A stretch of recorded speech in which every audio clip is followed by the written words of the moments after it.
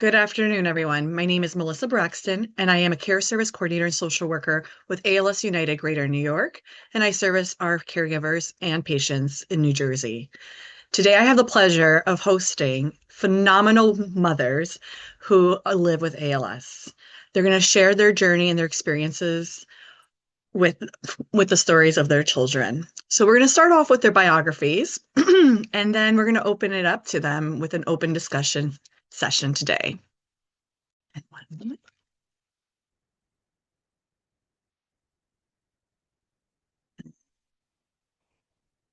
All right. Parenting while living with ALS.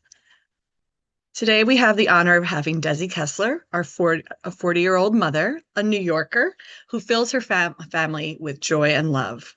Alongside with her husband, Paul, they're raising their 12-year-old daughter, Bridie, who's grown up seeing her mom's strength through ALS. But Desi's life is way defined more than that, as we all know.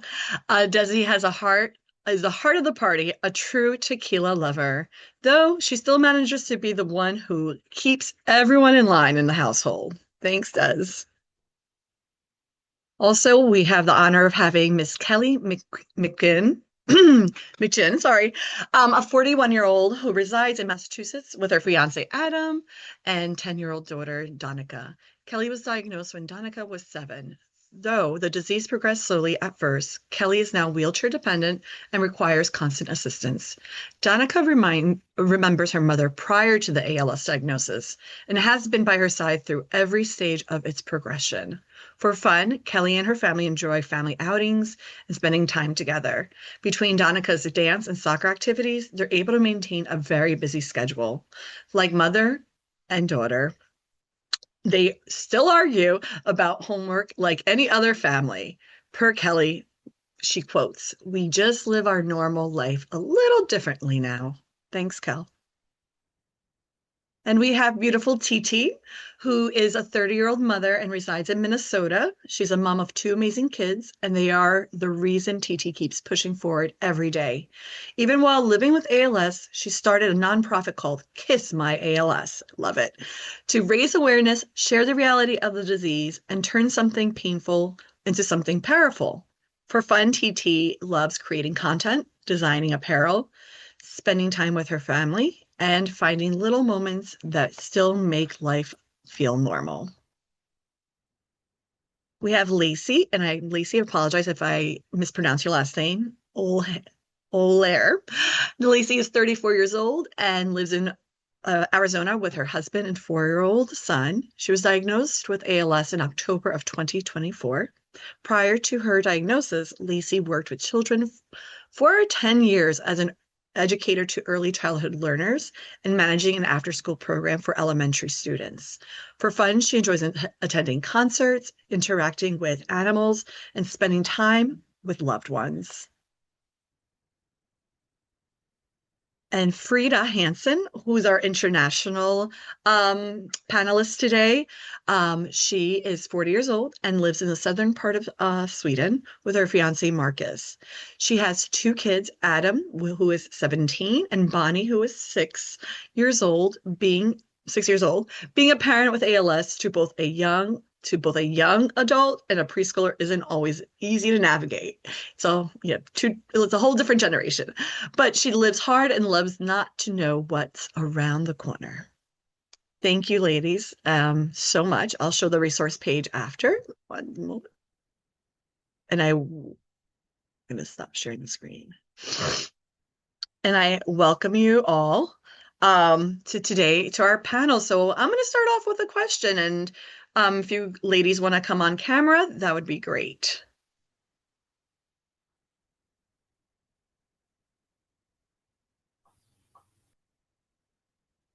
All right.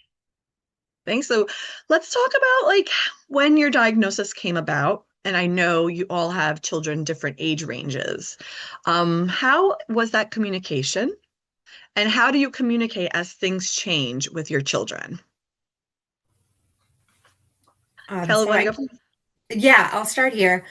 So my daughter was 7 when I was diagnosed, and for a long time I was a single mom. She's still with her dad 50% of the time, but it was just me and her for a long time. So we had a very, very close relationship. We still do. And at first, I felt like I was lying to her by not telling her.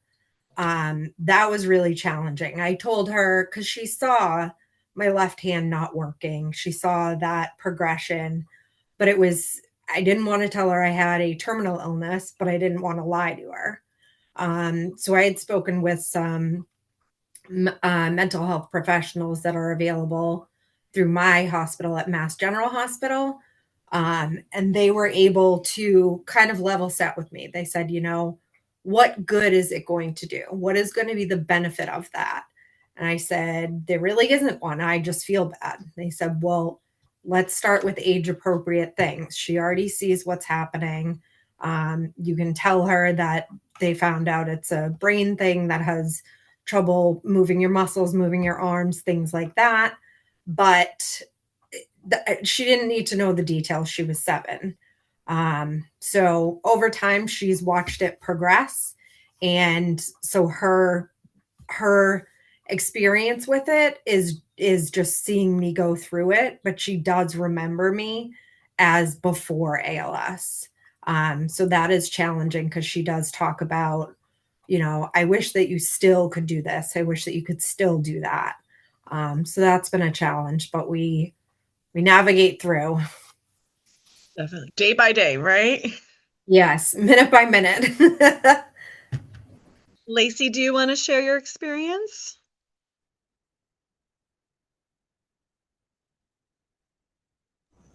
Absolutely. So I have a 4-year-old son, and it is a little difficult to explain a terminal illness to him. He was 2 when I was diagnosed, and he's very aware that I'm sick.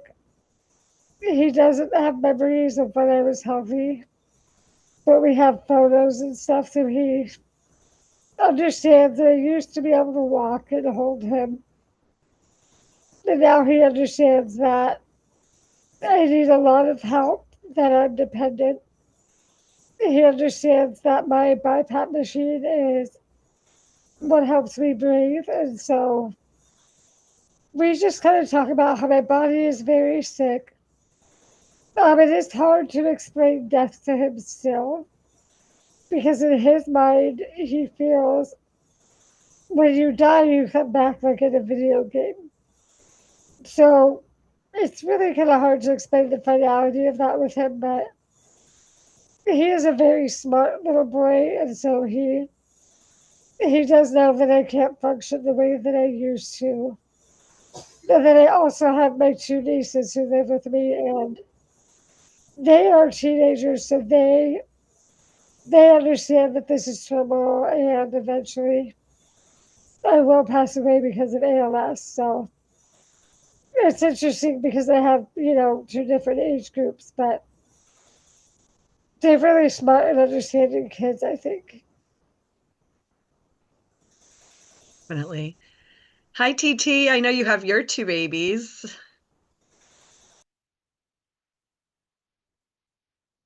Yeah. Yes, I have a 10-year-old and a 3-year-old. My son was 7 at the time of my diagnosis, and I was pregnant with my daughter. So, explaining to my son, I told him that mommy is sick and I'm not going to get better. So he's kind of watched the progression happen. Whereas with my 3-year-old, you can't really explain to them that I have a terminal illness, but she's only known me in a wheelchair. Where with Aiden, my son, has seen me progress from walking normal to with a walker to then being in a wheelchair. So you guys are all facing different journeys when it comes to the parenting. Desi, and your experiences.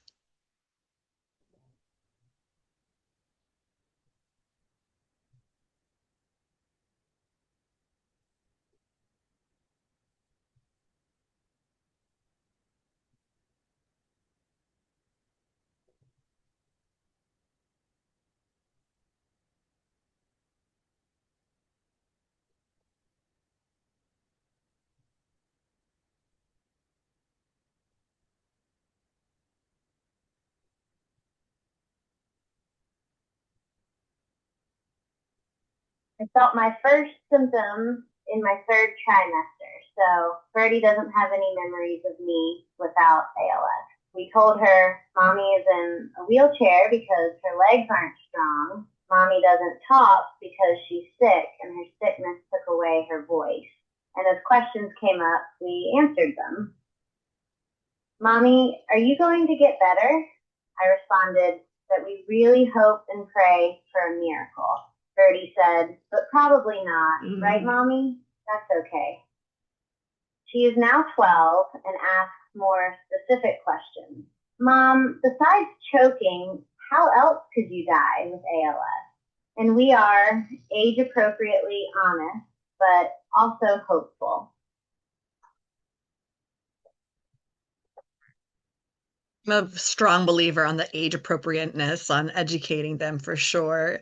Sometimes social media and access to YouTube can direct them into a different realm that we don't want them to know about.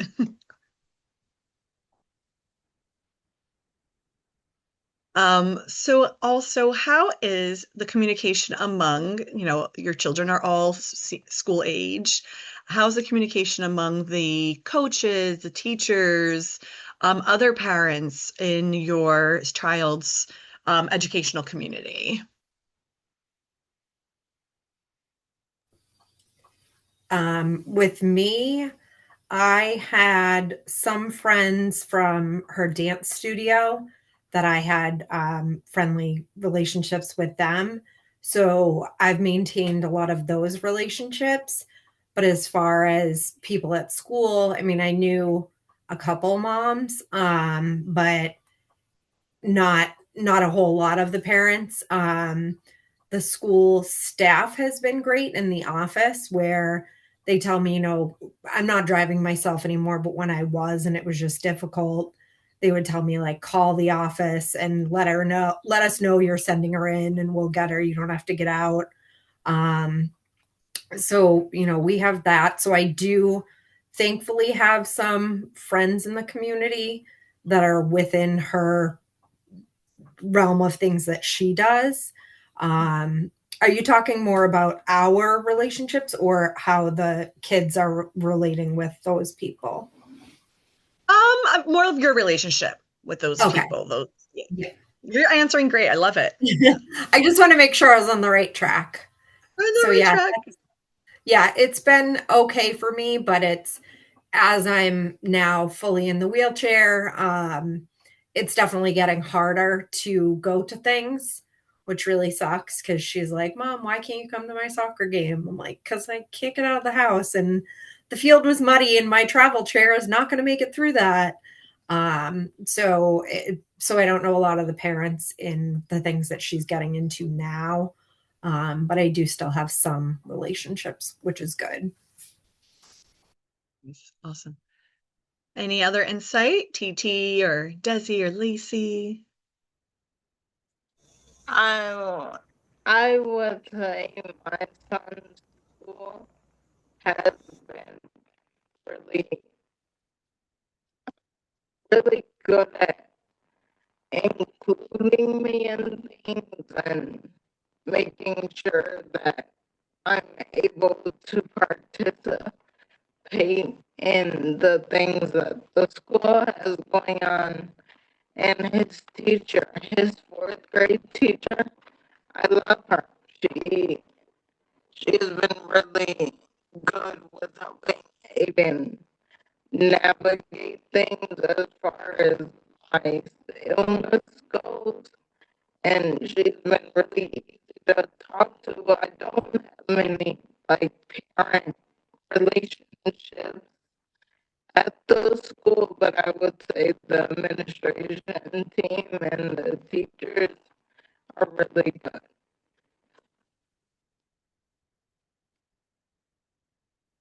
So you're getting a lot of support from administration, your son's fourth grade teacher, and you try to participate as much as you can in the school environment. I love it.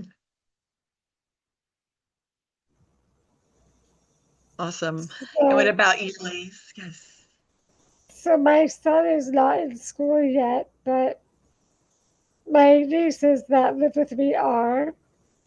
They are in 7th and 10th grade. And as far as support goes for myself, there isn't a whole lot. It's just because,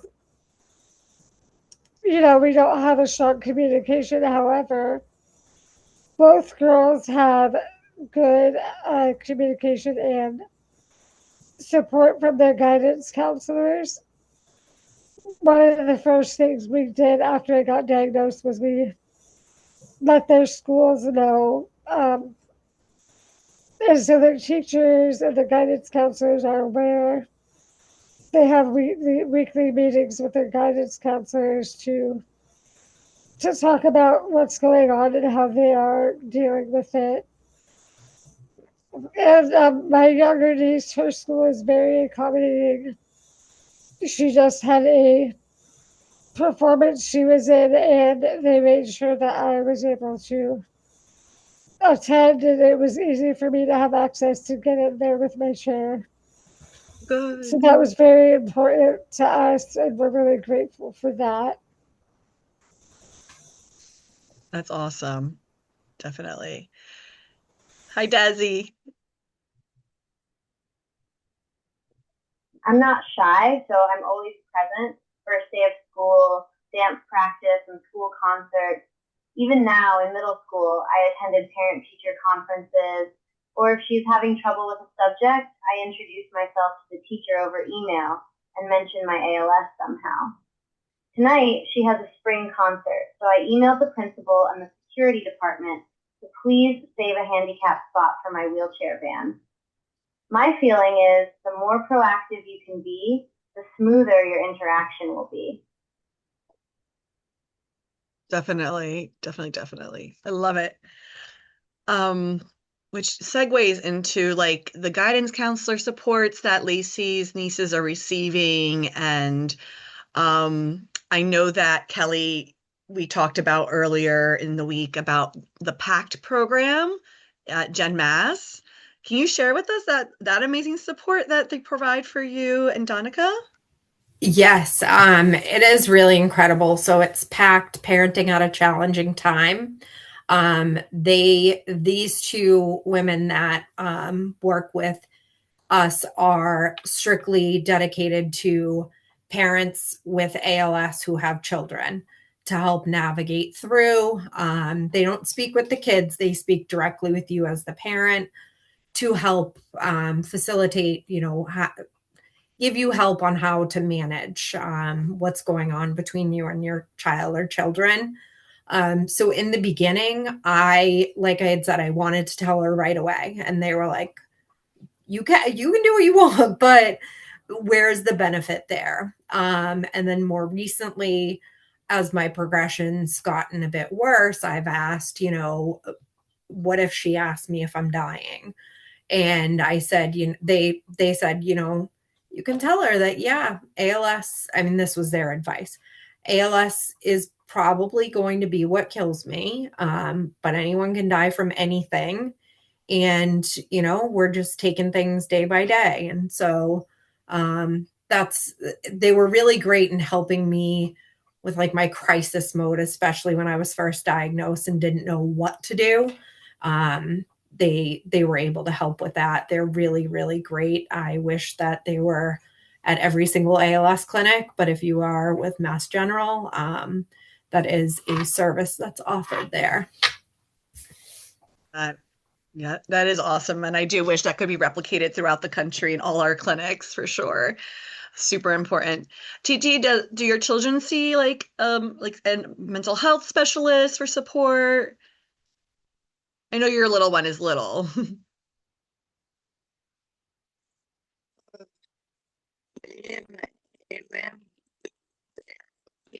Oh, you're breaking up a little bit. Can you hear me now? It's still breaking up. Does it sound a little break up for you guys? A little bit. Yeah. I'll try and breathe.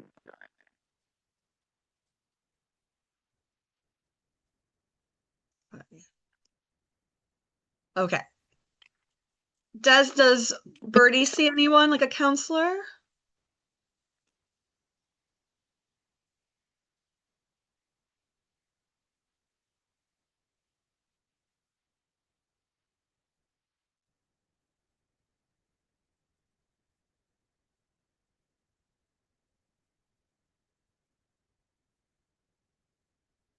think TT is logging back in and out.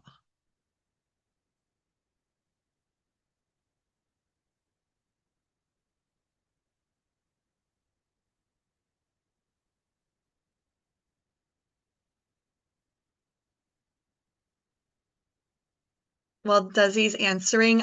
We have a wonderful comment, Desi, in our Q&A that she loves that you're being so proactive on helping and preparing for these activities. Get that handicap spot ready for Des.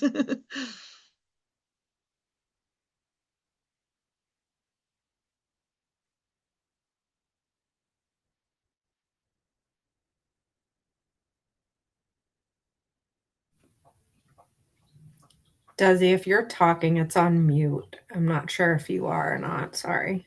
He's typing.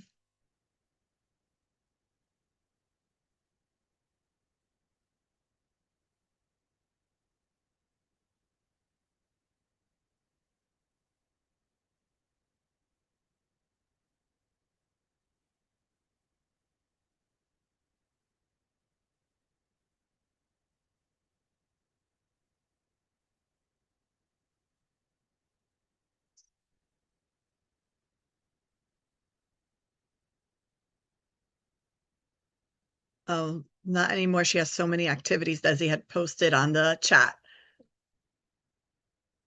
And we don't have time for. Okay, so segueing into like kind of the mental health and the supports, how are y'all managing kids and their feelings? And we have some tweens in the crowd, which we all know it can be a little challenging. How are we managing with all their emotions?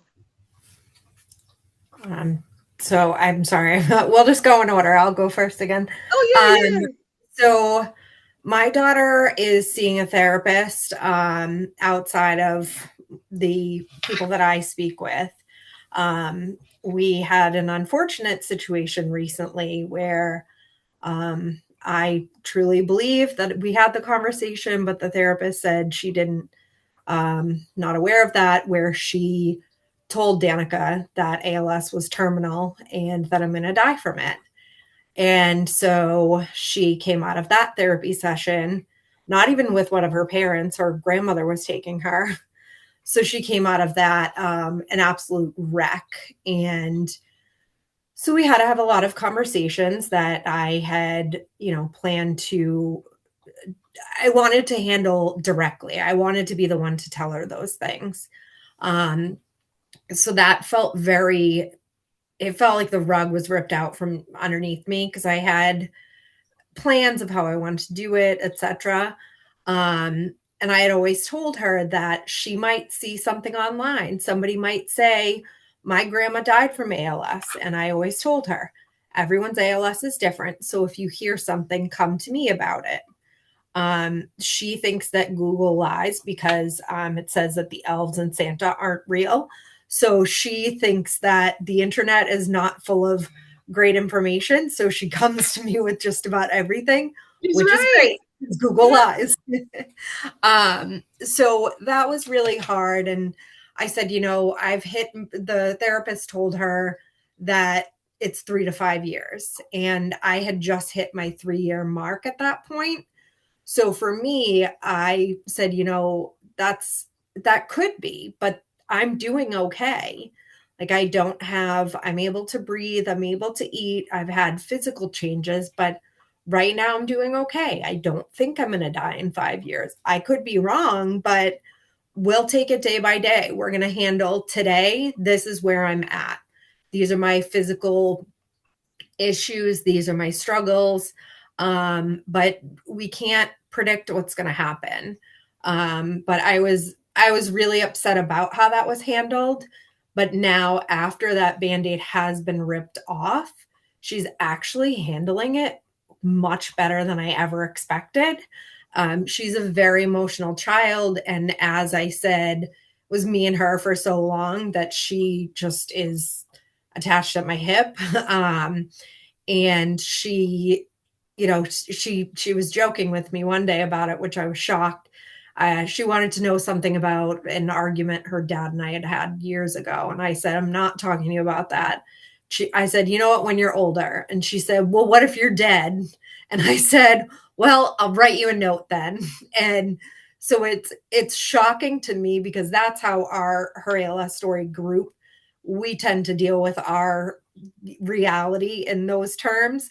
But for a 10-year-old to have the ability to have a little bit of a dark sense of humor about it was shocking, but also like refreshing, because I didn't expect it to go that way. But it is hard because you cannot control what other people are doing and saying. So it's almost like you have to get ahead of it. But at the same point in time, like we've talked about with age appropriate, you don't want to go too far too fast. So for me, I always say, the that it's age appropriate. Also, some of the big feelings she's been having. She was at a dance competition. We were at a dance competition a couple weeks ago, and I'm in my big wheelchair, and I'm in the changing room with everyone. It's a big open area, but lots of stuff everywhere. And I was turning my wheelchair around, and I ran over someone's stuffed animal. I was hitting things. And Danica just looked over and she goes, Mom, can you just leave? Please just leave the room. And it hurt me as a mom, but I went out of that room and I said to myself, she's embarrassed. And her dad immediately was, she's not embarrassed. I said, no, she is. And that's okay. It's not mean to me that she's feeling feelings of embarrassment. Like, feeling embarrassed is a natural, I feel embarrassed, but you shouldn't, in my opinion, I didn't want to take that away from her to have those feelings. And then we were able to talk about it later. So it's definitely been something. I just try to keep all of our communication open and let her have the feelings she has, even if they're painful to me, because they're not my feelings, they're hers. And to validate them or to invalidate them is not fair. With us, that's how we handle it. I like that take, definitely. And Lacey, you have, teenagers and a young child. So you have lots of feelings going on in your house, I imagine. Yeah. Again, my 4-year-old, he's a happy kid, and he's really kind of oblivious to just how serious it all is. But my nieces I've raised since they were 1 and 3 years old, so I've had them their whole lives, and so for them it's been hard to see me being a very hands-on person. I was the default parent. I took them fun places, and I went from doing makeup and playing dress up with them to needing their help. And so the 13-year-old, she struggles a bit more emotionally. And so she was in some counseling for that. And she's actually gotten better with her communication and gotten more curious about how ALS affects me.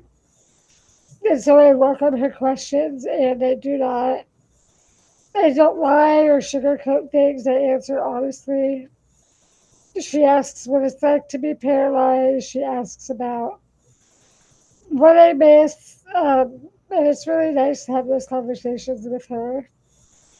And then her older sister, she's just really sensitive and empathetic. So she's very good about asking how I'm doing and how I'm feeling.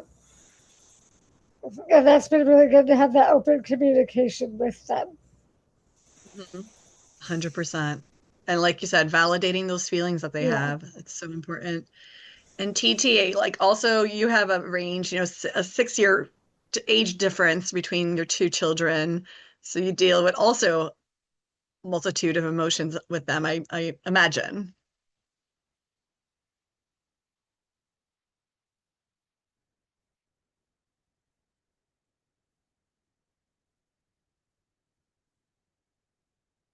Oh, it's not coming off mute, the button.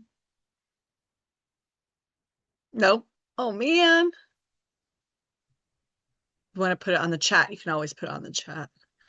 And Desi, do you want to I know we've talked about Birdie and big feelings.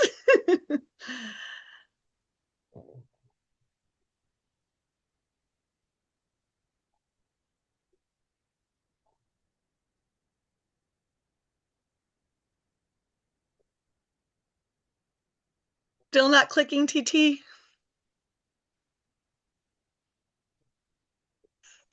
So weird. Oh, there we go. There we go. Feelings are welcome. And the very hormonal 12-year-old girl, we have an abundance. You have to pick the right moment to analyze them together as well. But everything is amplified at this age. Definitely, definitely. Thank you, Desi. So everything is amplified at the 12-year-old, 13-year-old mark for sure. With Aiden, he saw a TikTok of someone talking about ALS and how you live between 2 to 5 years, and I hadn't yet explained that part to him. So we had very big feelings, and then all the questions were pointed to, are you just gonna die, Mom? Are you gonna die, Mom? And I had to explain to him that ALS moves different in everyone, and that right now, Mommy's okay. I need my wheelchair to get around, but I can still breathe. I can still talk. I can still eat. And with him, it was only us for 7 years. And so we are very tight knitted. He was my best friend because it was only us. So I like to be open with him and not sugarcoat anything when it comes to this disease. But I feel like I would have rather me and him have that conversation than for him to find out on TikTok. Definitely got it. I'm not going to read that comment, Desi, out loud. You can see it. So yeah, it's like, yeah, the social media, we do want to allow them to have a little access to it. And then it's like, oh, oh my goodness, what happened, So let's see. Sorry, I'm going through our questions. Oh, so how do you balance? I know that Desi already answered that question somewhat of like, how do you balance like your child's experiences, especially, I know Kelly also mentioned it about the dance. The dance. Is she a competitive dancer? She just had her last competition. Because this year's competitions were very difficult because I had to be taken care of, and it was really tricky. It almost felt like her being jealous of a new baby, where it's like, well, why is everyone taking care of my mom? This is my competition. So that was really tricky. And I don't know, was Desi about to answer though? I didn't want to like cut that off. No? Okay. So, but the first competition we went to, I stayed the whole weekend. My sister came with us. My sister said, I am a one and done dance competition mom. I am never doing this again. And it was really more emotional. The emotional toll that took on me compared to last year and what I was able to do to help was significant. And I was just a mess. So there's plenty of moms that help, that do everything for her. For me, they're great. They take care of me, they take care of her, all of that. But just that I couldn't even like do any of her makeup, fix a bobby pin, couldn't do anything. So that was when I was like, okay, this is too much. But then from there, she actually was supposed to have another competition in July. But through that and some other things going on with dance, I kind of planted the seed as if it was other things like, oh, you'll have so much more time for soccer, and this isn't really fun for you anymore, because I needed her to stop doing it, but I didn't want it to be because of my ALS. I didn't want that to be taken away from her due to the ALS. Like, she's already going to lose so much. That wouldn't be fair for it to be that. But the July competition is 5 days. And I would need, just being out of the house for 24 hours is just off. Like, it's so hard. Yeah, that's been a challenge. I think there was a second part of that question that you had asked, though, that I thought of something and then it popped out of my mind. So normalizing their experiences, like the life balance, basically, which you're Yeah. answering. Oh, yeah, there was a second part. I remember now. The other thing is, at home, she thinks that she has to do everything under the sun. And she is helping me with some extra things, but there's also a lot of things I'm just asking her to do as a 10-year-old who should be able to handle some chores. So she'll get home, put your bag in your room, you gotta do this, gotta do that. And she's like, oh, I have to do everything. I have to help you. I have to do this. And I'm like, some of it, yeah, but not all of it is because of the ALS. Like, you can't blame everything. So I've tried, I just started this, but I'm hoping it'll be helpful for her. Calling out the difference between when she's helping me versus doing a regular child life thing. So if I'm telling her to make her bed and pick up her floor, that's not because of the ALS. That's because you need to do it. Responsibility. If I'm asking her, I can't get a bite of my food, can you help feed me? Or she just does it without being asked, or helps me in the bathroom with my pants and things like that. I look at her and I say, that was something that was because of the ALS, and I really appreciate your help. Because it's hard for my fiance, where he is really doing everything, and for her to feel like, oh, my life is so much harder. And it is in a lot of ways, but so many of those things she'd be doing with or without ALS. So I try to balance it that way at home. And like I said, I just started it, so I don't know if it's going to work yet, but I'm hoping that it will, just to call out that difference for her. That reminds me of, like, I used to do like a star chart for my kid, like when he was a toddler, to like even use the bathroom. So definitely weighing out, like, this is, not adult, but like just a household 10-year-old. responsibility. Yeah, exactly. Unloading the dishwasher is not a big deal.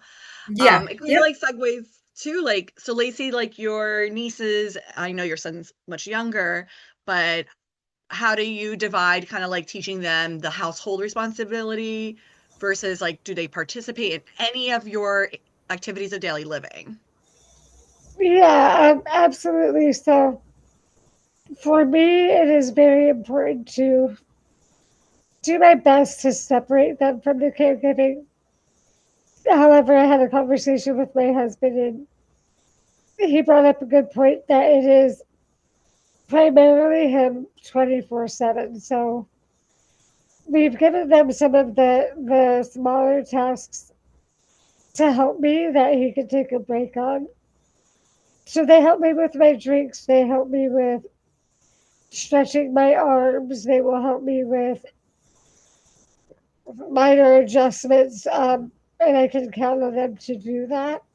Mm-hmm. There was a time where the 13-year-old did complain a bit about that. And like Kelly had mentioned, I had to explain to her, yes, I do need help with some things, and I'm appreciative.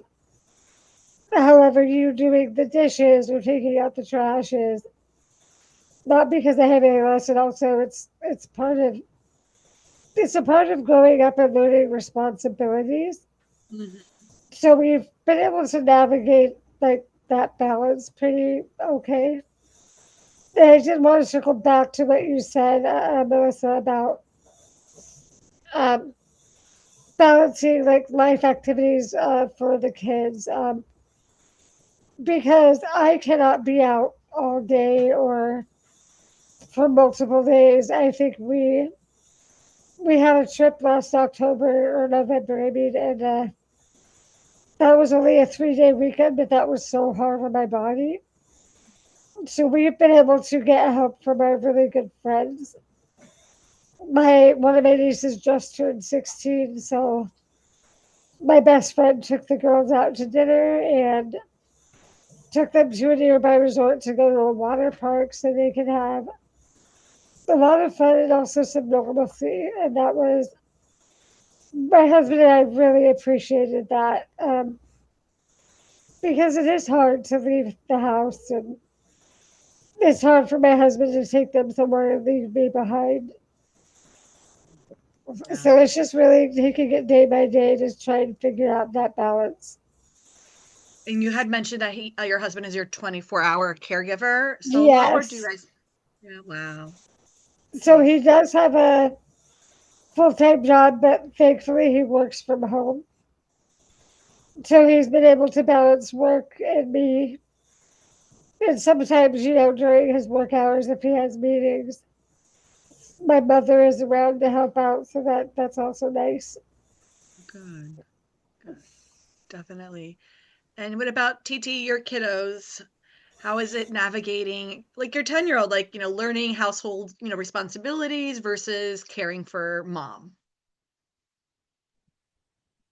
So Aiden is split between my house and dad's house. So at my house, my mom is my full-time caregiver. So on the weekends when Aiden's over, me and Dad are both working on teaching Aiden responsibility. So he does a lot of, if I ask, can you take the garbage out? I do everything. Why do I have to do it? And I'm learning to teach him that I'm trying to show you things that you're gonna do in your everyday life, no matter if I was sick or not. If you have your own house, I'm not gonna come over and take your garbage out or do your dishes. So it's kind of been a struggle, but I think he's starting to catch on now. Like, these are things that are gonna get me through life. And yes, he does help do small things for me, like helping do transfers now because he can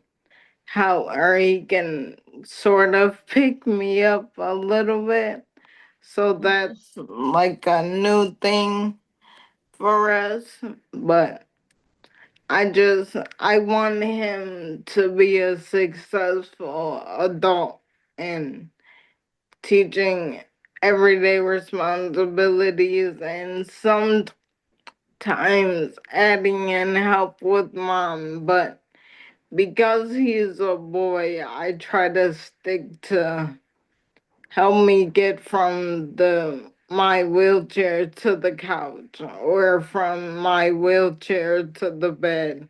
So it's not like bathroom things or anything like that. I'm trying to get him to understand that responsibility. 100%.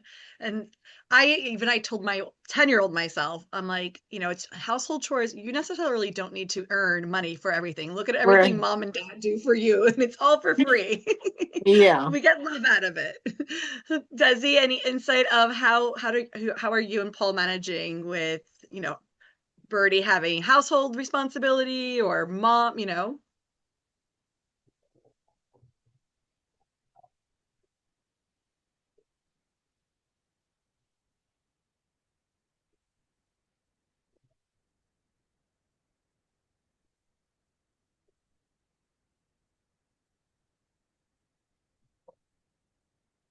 I'm Latina.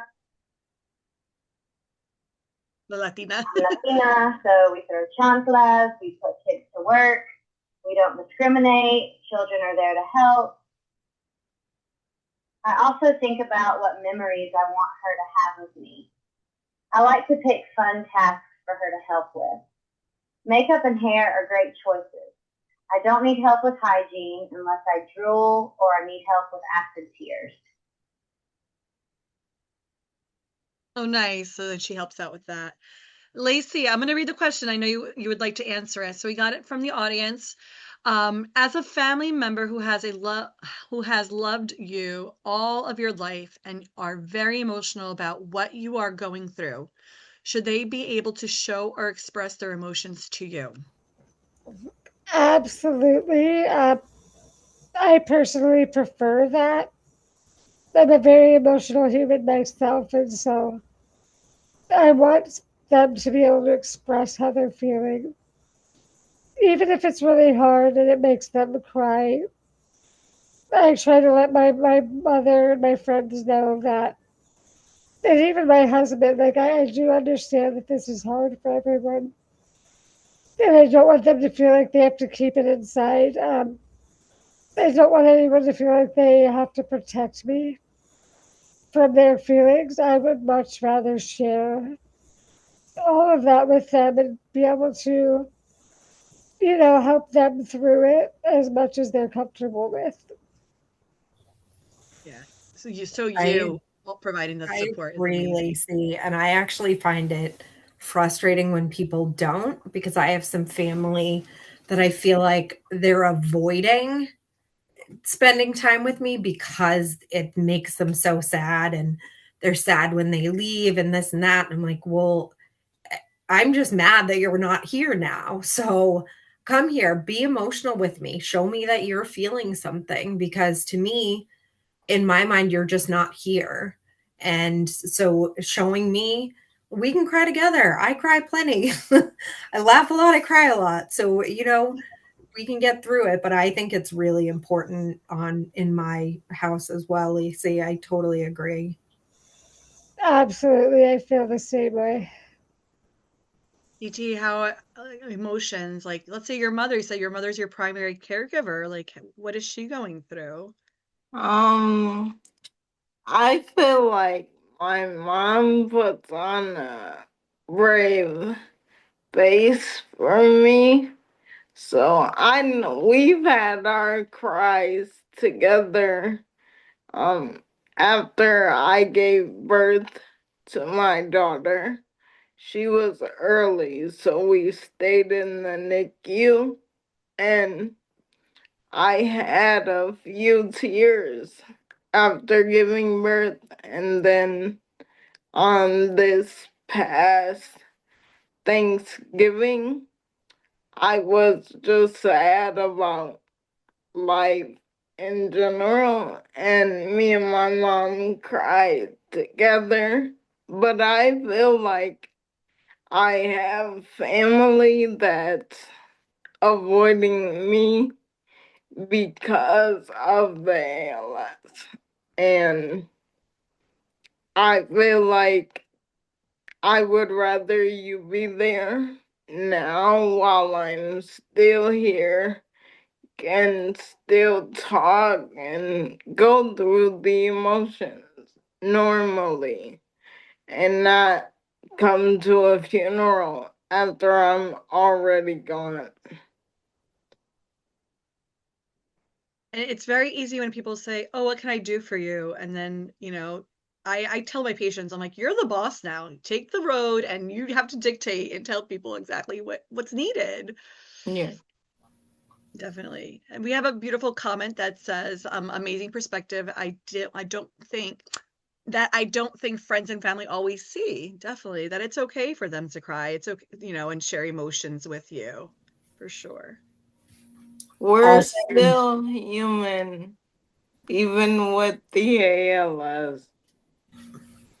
100%. yeah, Melissa, with what you said about people asking, what can I do? Just completely unrelated, but don't ask, what can I do? Say, can I fold laundry? Can I make you dinner? Because once you ask, what can I do?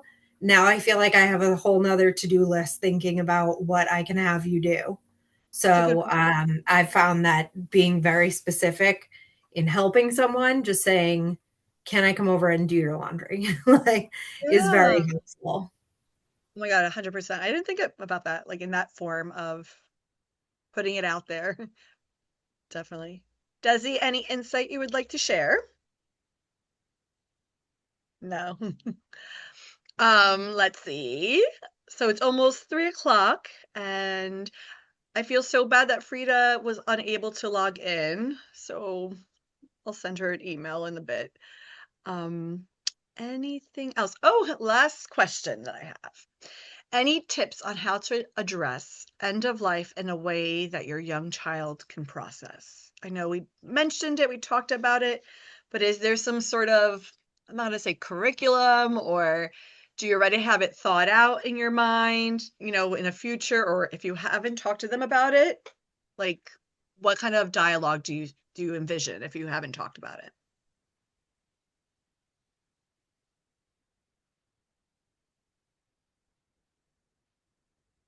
It's a hard one, I'm sorry. I I honestly haven't given it a whole lot of thought. It's tricky because we lose friends from our group periodically, and that's really hard on us as parents, as moms and sisters in this group. I might cry here. So it's hard that they're seeing us lose someone.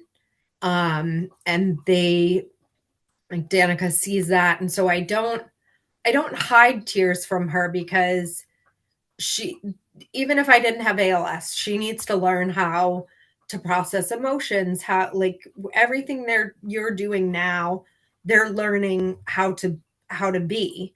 So I don't hide that from her specifically, but I try not to grieve too hard in front of her, because I just think that is going to bring up more hard feelings for her. But she does know that some of my friends have passed away. And so that's it. It's a weird thing, because I haven't really thought about how I'll talk to her about it specifically, but it's out there because of what we just unfortunately naturally go through.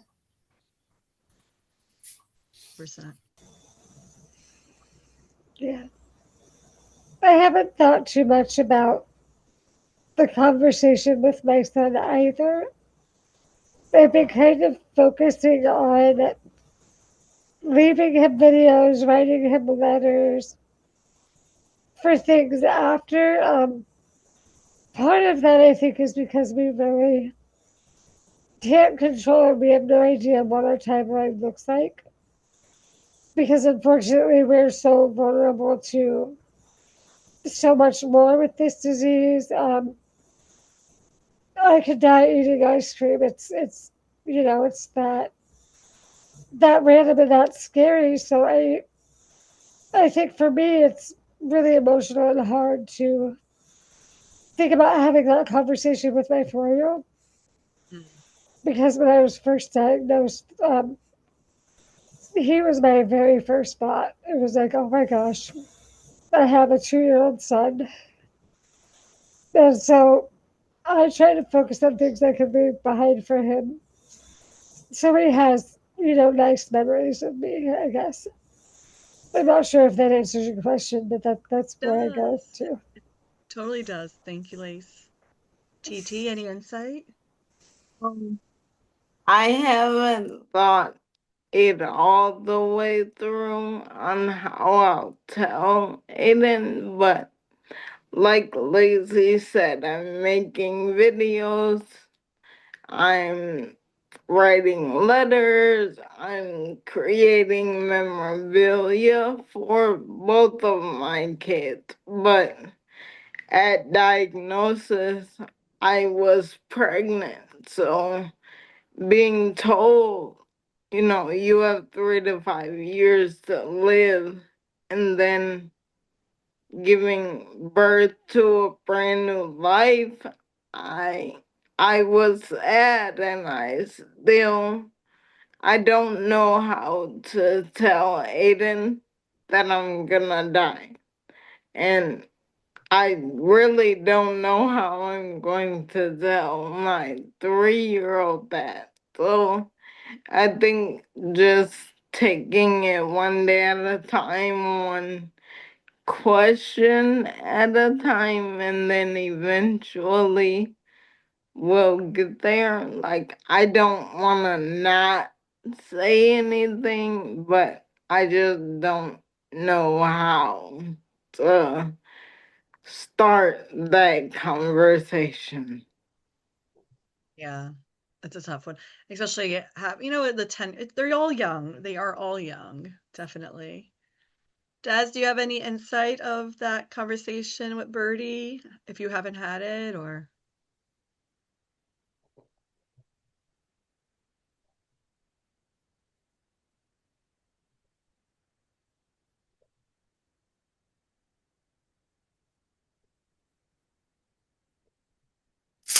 Recently, a friend passed, and when I shared that, Birdie got very quiet. When I asked her what she was thinking about, she said, I was thinking, you can't die when I'm in high school, Mom. That would be really annoying and like ruin my life. So there you have it. I'm grateful that she can see it from her perspective and say what she feels.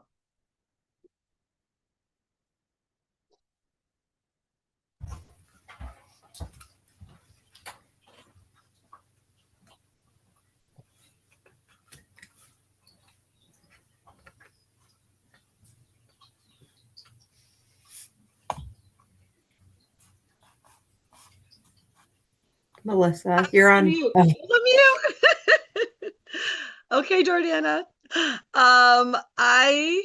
So I found this really interesting quote from a clinical child psychologist from the UK, Dr. Lucy Russell, and she says, it would be unhealthy for a child to not feel they could be present. They could not present their point of view. If your child is argumentative, congratulate yourselves, all of you, that they feel safe enough to share their views openly and passionately with you. So I know sometimes we have those challenges with our little ones and their personalities, but we're molding them. um, Can I say so something that we just kind of didn't get to, but something I had on my mind? My daughter's had a lot of difficulty at school just in general with relationships and friendships, social aspects, and now it's even harder for her. There was a new kid that moved to the school, and she had said, oh, I really enjoy hanging out with him because he doesn't know anything about my life. And that's really hard for kids, but it's important too to like recognize that. And I talk about our group all the time because there's so many kids within our group, that the kids just know these kids are the only ones that know what we're going through, type of thing. But it's just, that's a big kid feeling that is like big emotion that's out there, that we try to, I mean, I don't have the answer for it, just that it's something we struggle with. I think Danica always thinks people are staring at me because I look different, and that brings in the embarrassment. I just tell her, like, I'm not embarrassed. I'm not upset about that. But if it bothers you, we can talk about it. But somebody saying something about me in a wheelchair does not bother me. So just like kids can be really mean. So we sat here and talked about how our kids are and how great that is. But it's just it's hard to navigate those things. And I feel very lucky that we've been able to keep such an open communication, that we've been able to talk about these things. But yeah, it's hard being a mom with a kid with, you're the mom with ALS, you're the mom in a wheelchair. So I just didn't really have anywhere specific to go with that. Just kind of, if there's any other parents like watching this that are feeling that, you're not alone. And it's really hard for our kids, but I'm trying very hard to make sure my feelings and emotions are not projected onto her, and I'm letting her have her feelings and emotions and letting her feel those. Then I think it's going to create an adult. She's going to be an adult. All your children are going to be adults with really high social emotional intelligence. Definitely. Anyone else, any of our attendees that want to leave one last question before we do our happy hour shot? Hey, place it in the Q&A, please. All right. I don't see anything else. I'm not sure who's going to participate in their shot. I got my H2O. Desi, do you have your tequila? Tom helped me. Okay. Like a 200-foot run, so Okay. 200 feet. Kelly's. So yeah, I don't. Does anyone else have anything to say before I say this? Anything else? But I do want to thank all our participants from Her ALS Story. You guys were rock stars with our our last minute meetings, and you're amazing women, and I adore every single one of you with all our emails and stuff. It was great. And I appreciate you guys taking a lot of your personal time on helping us put together this beautiful program today. Greatly appreciate all of you. Okay, so Desi is getting her tequila ready, and Lacey too. And TT, what are on the rocks for you? So tomorrow, our first session starts at 9:15, and we're gonna have another full, beautiful day of programming. And that programming is going to be, our first session will be nutrition and feeding tubes, with Teresa, my colleague, one of our nurses, and our nutritionist, Susan from the Hackensack Clinic.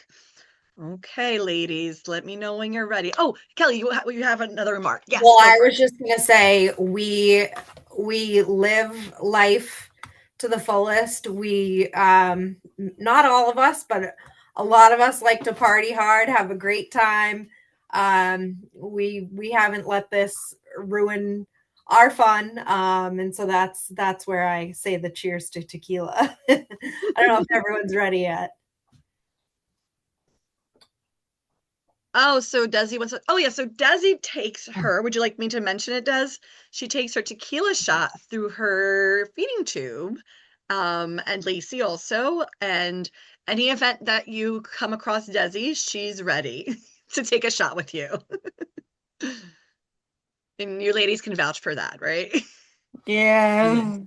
Yeah. She'll make you do it. All right. Are we ready, my dears? So thank you all, and cheers to you and your families. Cheers. Cheers.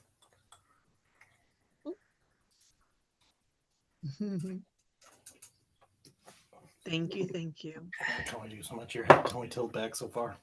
I know. And one more comment. Someone wanted to thank all the panelists for sharing their stories. You're welcome.